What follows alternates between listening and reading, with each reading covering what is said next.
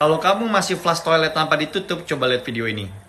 Lu pasti pernah dengar kalau kita nge-flush, partikel-partikelnya itu bisa bertebaran ke udara. Atau jangan-jangan belum pernah dengar? Pertanyaannya adalah, seberapa jauh? Ini hasil eksperimen dari toilet yang tutupnya dibuka. Nah, ini tumbuh kuman. Kalian bisa bayangin kan kumannya dari mana? Kalau ini hasil eksperimen dari flush toilet yang ditutup. Nggak ada pertumbuhan kuman sama sekali. Kalau eksperimen yang tadi, itu kan cuma dari 50 dan 75 cm. Nah, sekarang eksperimen yang ini pengen buktiin seberapa jauh sih partikelnya itu bisa terbang. Nah, sikat gigi ini ditaruh di 2 meter atau 6 feet. Ini tesnya sampai dipakein slow motion kamera. Kamu bisa lihat kan partikel-partikel yang terbang dan kebayang nggak itu isinya apa. Dan ternyata itu sampai ke 2 meter bahkan ke pasta gigi kamu. Jangan lupa di-share, gengs.